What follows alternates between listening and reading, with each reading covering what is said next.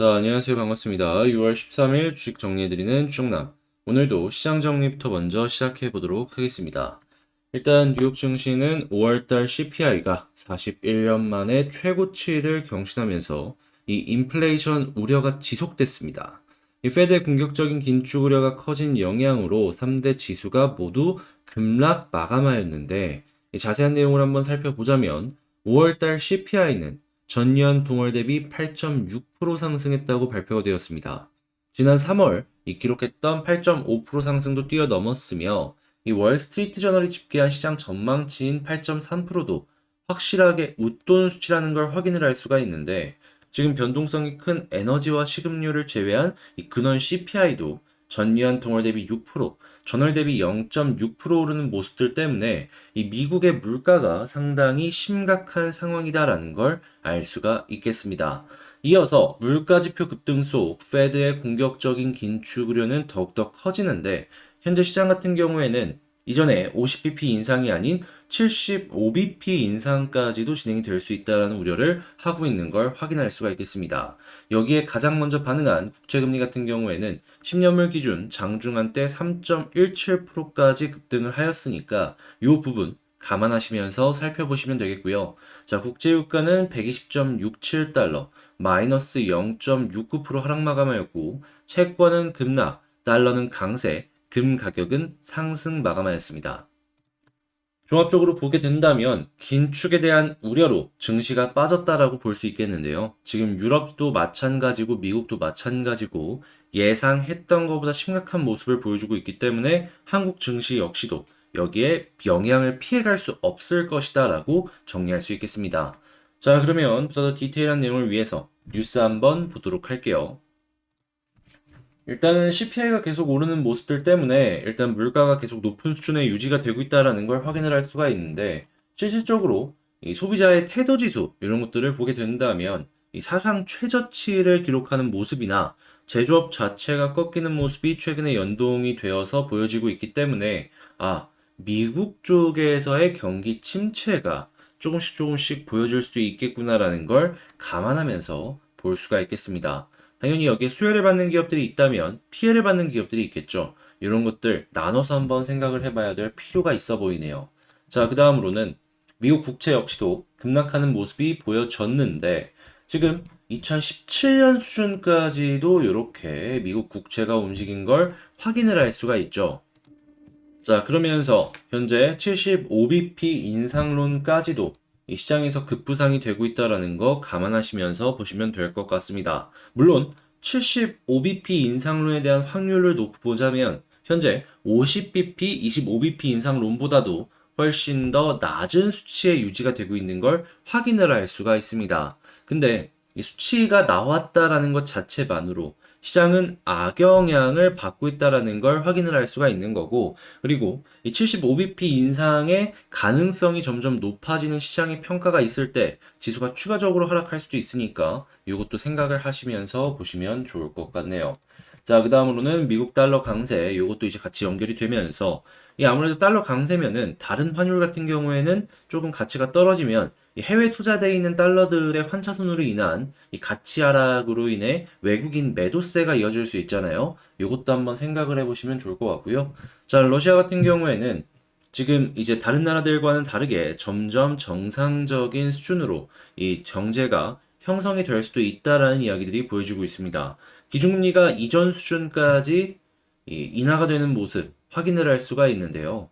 자, 근데 이렇다라고 해가지고 러시아산의 에너지가 점점 차근차근 해외 쪽으로 판매가 될 수 있을지는 조금 더 이렇게 나오는 후속 뉴스들을 봐야 될 것 같고 이 위안 같은 경우에는 중국 경제 재개가 뒷받침을 할 것이다라는 이야기가 나오면서 상대적으로 위안의 가치는 지켜질 것이다라는 것도 어느 정도 예상은 해볼 수가 있을 것 같습니다.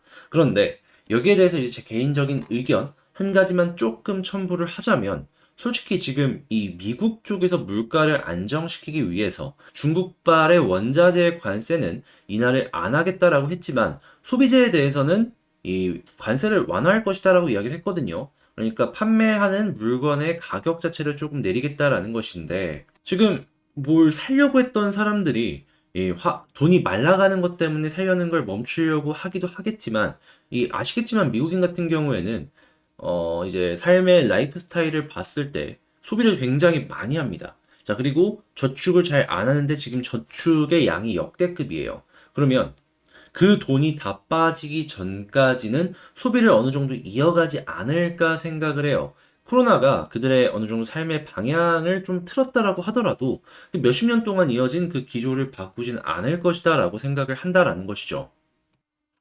자, 그래서 저는 중국 쪽에 공장이 있거나 아니면 그 이외 지역에 공장이 있는데 미국 쪽으로 수출하는 기업들이 있다면 한번 주목을 하시면서 보면 좋을 것 같다라고 말씀을 드리고 싶고, 이 중국과 미국 내 뭐 노선상으로 있는 해운 업종들이 있잖아요. 요런 쪽들도 한번 보시면 나쁘지 않을 것 같습니다.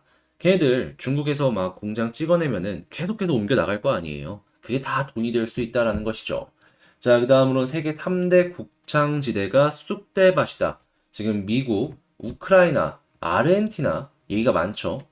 지금 미국 같은 경우에도 가뭄이고, 아르헨티나도 가뭄이고, 우크라이나는 전쟁이고, 인도 같은 경우에는 이 역대급 폭염이고, 지금 단순하게 전 세계에서 생산량으로만 놓고 본다라고 했을 때 탑티어에 이르는 나라들이 죄다 이상기후 때문에 난리가 난 걸 확인을 할 수가 있습니다.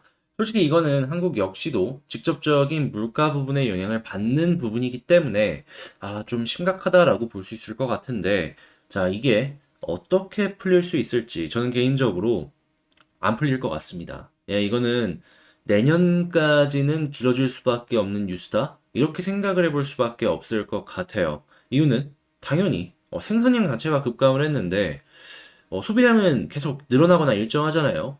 그러면 이제 가격 반등은 어쩔 수가 없고 이번 기회를 맞아서 전 세계 곡물 메이커들이 가격을 떨구려는 움직임은 안 보여줄 것 같다. 자, 그러면 여기에 따른 수혜주가 있을 것이고 손해보는 기업들이 있을 거 아니에요? 나눠서 봐야 될 필요가 있을 것 같습니다. 자, 그 다음으로 최근에 화물연대 파업 때문에 문제가 많죠. 건설 현장도 올스탑 얘기가 나오고 있고, 지금 철강 쪽도 생산 중단 얘기가 나오고 있고, 석유화학 역시도 마찬가지인데, 타이어나 아니면 이외에도 뭐 냉장고나 이런 쪽 있잖아요. 조금 덩치가 크거나 아니면은 뭐 여러 개 계속 찍어내는 그런 기업들, 그런 기업들 역시 타격을 입을 수밖에 없기 때문에 여러분들은 요걸 보면서 느끼는 거, 소비재나 아니면은 원자재 싹 다 지금 안 좋구나. 감안하시면서 봐야 될 것 같습니다. 자, 그리고 지금 전기차 폐배터리는 황금알을 낳는 거위다. 이렇게 얘기하면서 폐배터리 시장이 열리고 있습니다. 요거 지금 초기에 투자한 기업들 꽤 많은 걸로 알고 있거든요. 여기에서 솔직하게 살아남는 기업은 그렇게 많지 않을 거예요.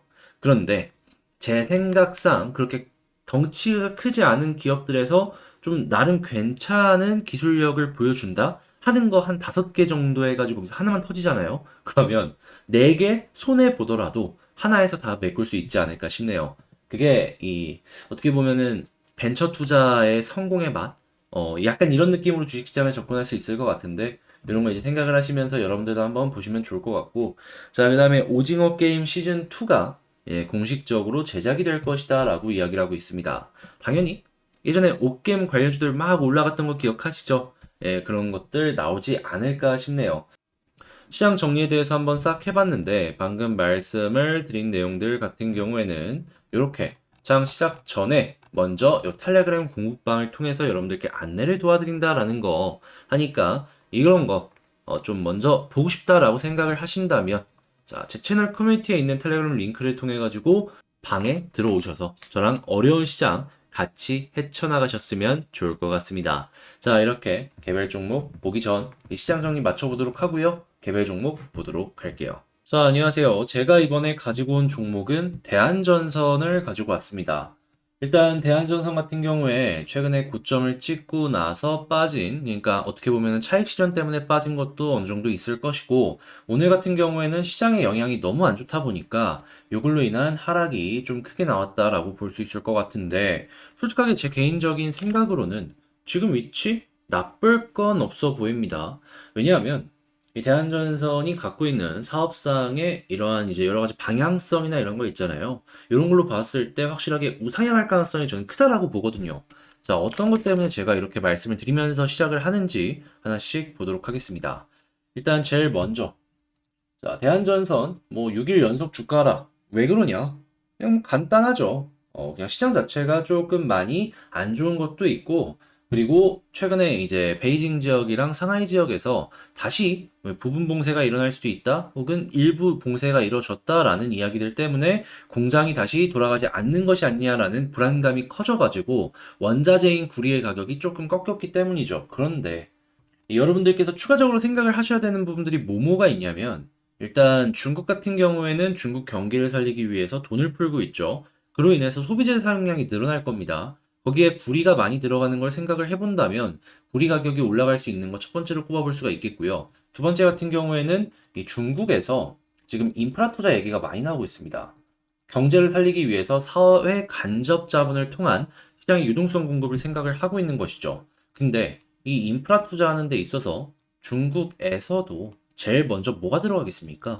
일단 전기가 통해야 될 거 아니에요. 전기가 깔리려면은 전선이 필요하고 여기에는 구리가 들어간다. 자, 지금 중국이 올해 연말 특별채권 발행을 통해 가지고 이런 것들을 생각을 하는 만큼 그 액수는 어마무시할 것이다라고 볼 수 있는 바. 자, 요걸로 인한 구리 가격 상승을 첫 번째로 꼽아볼 수 있겠고, 두 번째 같은 경우에는 지금 러시아 침공이 100일이 넘었어요. 그러면서 뭐 우크라이나가 승리할 것이다라고 이야기를 하면서도 약간 미국 쪽에서 이제는 그만할 때가 된 것이 아니냐라는 스탠스를 보여주고 있거든요. 자, 그러면 뭐 푸틴의 종전을 촉구한다라고 하는데, 만약에 종전이 되었을 때 어떻게 될지 한번 생각을 해봅시다. 러시아 국토는 초토화가 되어 있어요. 인프라 박살이 났죠. 그럼 그걸 재건을 해야 되는데, 물론 우크라이나 자체적으로는 돈이 없어갖고 그걸 재건하기가 상당히 힘들 겁니다. 근데 국제사회적인 원조가 들어갈 수 있단 말이죠. 그러면 그때 가장 먼저 깔리는 게 뭘까요? 당연히 전선부터 깔리겠죠. 전선이 깔린 다음에 그 다음에 그 위에 뭐를 좀 뭐 설치도 하고, 하겠죠. 근데 그럴 때 전선이 들어갔을 때 구리의 사용량은 증가를 할 수밖에 없을 것이다. 그러면 구리 가격이 올라간다라고 하면은 전선 업계 자체가 괜찮을 수 있겠는데 생각해 볼 수 있겠죠. 자, 그리고 이 전쟁도 지금 어떻게 보면은 좀 길어질 수도 있겠다라고 생각을 하면서도 좀 괜찮을 수도 있겠다라고 생각이 드는 게, 최근에 러시아 우크라이나 점령지 주민에게 여권 발급을 하면서 그 지역을 러시아화 시키는데 빠르게 움직이는 걸 우선적으로 체크를 해볼 수가 있고요. 자, 그리고 우크라이나가 요렇게 이쪽 러시아를 맞닿는 그런 모습을 보여주고 있는데, 자, 요 항구 지역 있죠? 요렇게 이쪽 지역이랑 요 항구 지역을 거의 다 뺏기는 그런 모습을 보여주고 있다라고 합니다. 자, 우크라이나가 요 지역을 뺏기게 되었을 때 러시아의 최종 목표는 여기였거든요. 이렇게 먹는 거. 잘 한다면 전쟁의 속도가 생각했던 것보다 장기전으로 이제 연결되는 것보다는 조금 단기적으로 꺾이지 않을까 싶네요. 자, 그리고 미국이나 이런 지역들 같은 경우에도 지금 어떻게든 이 전쟁을 빨리 끝내려고 하고 싶어 할 거예요. 인플레가 너무너무 심하거든요. 그래서 뭐 우크라이나는 우크라이나고 일단 우리부터 살자라는 그 심리가 조금씩 올라올 수 있기 때문에, 자, 이러한 부분들 생각을 하시면서 보시면 좋을 것 같습니다. 자, 그리고 구리 가격 같은 경우에는 최근에 조금 빠지는 모습을 보여줬지만 우크라이나 전쟁 끝났다? 충분히 이전 고점 뚫을 수 있습니다. 자, 이렇게 하면서 하나씩 하나씩 보시면 좋을 것 같고요. 자, 그러면 대한전선 같은 경우에는 저런 상황에서 얘는 구리 가격이 올라가면 영업이익률이 일정 수준 유지하는 걸 생각을 해봤을 때 영업이익 자체가 확 올라갈 수 있을 거 아니에요. 판가가 인상이 될 테니까. 자, 그랬을 때 요걸로 끝날까요? 전 이걸로는 안 끝날 것 같거든요. 게다가 최근에 이렇게 올라갔을 때 기억하실지는 모르겠지만 원전이랑 풍력 뭐 이런 쪽으로도 엮여가지고 전선 사용량이 증가할 것이다라는 기대감 때문에 올라간 것도 있었단 말이에요. 이 원전도 원전이고 풍력도 풍력이고 사용량이 증가할 것이다라는 기대감이 끝났냐는 거죠. 지금 계속 이어지고 있지 않나요? 그러면 겨우 약간 이렇게 꺾인다라고 해가지고 잠깐 주춤해질 뿐이지, 야, 이 이슈는 다시 못 돌아온다? 무조건 돌아온다. 그러면 현재 위치, 물론 약간 떨어질 수도 있겠지만, 일단은 60일? 좀 크게 보면은 121선까지 지지라인 생각하시면서, 여기 이탈하는 그림이 아니라면, 완벽하게 다 이렇게 해가지고 빠지는 게 아니라면, 저는 홀딩하면서 그 다음번 스텝을 기대해 보시는 게 어떠할까라고 말씀을 드리고 싶습니다. 자, 수급을 한번 살펴보자면 최근에 이 저점 부근에서 다시금 외국인 쪽의 매수세를 확인을 할 수가 있고 여기선 사모펀드 역시 그냥 일단 약간 발 담근다? 약간 이런 느낌의 모습을 체크할 수가 있겠습니다. 근데 계속해서 이제 이들이 매수를 연결해주는 모습이 가장 강하다라고 볼 수 있겠죠. 이거는 원달러 환율이 안정이 되고 난 다음에 그 다음에 이제 여기가 플러스가 계속 이어질지 이걸 생각하시면서 보시면 좋을 것 같습니다. 아무래도 원달러 문제로 인해서 한국 증시의 외국인 매도가 계속해서 이어질 수도 있거든요. 근데 그게 안정이 되면은 오히려 반대로 들어올 수도 있겠죠. 그만큼 대한전선 같은 경우에 들어올 가능성이 높다라고 저는 생각을 하기에 요거를 좀 집중적으로 말씀을 드린다. 요거 생각을 해주시면 좋을 것 같습니다. 자, 그러면 차트상으로 놓고 봤을 때 현재 봐야 되는 방법에 대해서 체크를 해보자면 지금 이탈할 부분들은 다 이탈했는데 일단 만약에 빠른 시간 내 반등해서 241선 위로 올라가주는 모습을 보여주게 된다면 여기서 빠르게 반등 한 번 더 기대할 수 있겠고 만약 그게 아니라면 일단 전 60일도 60일인데 121선까지 감안하시면서 지지라인 놓고 보고 그러다가 이 사회적인 그 환경이 좋아진다라고 했을 때 올라가는 모습 딱딱 보면 좋을 것 같습니다. 자, 그리고 이 전고점 충분히 한 번은 더 뚫어줄 수도 있을 거라고 저는 기대하거든요. 만약에 뚫었을 때 이전의 패턴을 보면 그렇게 많이 못 갔어요. 근데 이제 뚫고 이렇게 하나 더 나와준다는 게 중요하잖아요. 어, 만약에 이제 올라간다라고 했을 때 그 당일날에 정리하고 다시 아래에서 저점에서 잡는 그런 전략도 쭉쭉 생각을 하시면서 보시면 좋을 것 같네요. 자, 이렇게 대한전선에 대해서 정리를 마쳐보도록 했고 도움이 되었다면 구독과 좋아요 한 번씩 부탁을 드리면서 영상 끝까지 시청해주셔서 감사드린다 말씀드리며 저는 다음에 더 좋은 영상으로 다시 찾아뵙도록 하겠습니다. 힘든 건 아시겠지만 결국에는 해 뜰 날 옵니다. 자, 구독, 좋아요 눌러주시고 이상 주식 정리해드리는 주정남이었습니다. 감사합니다.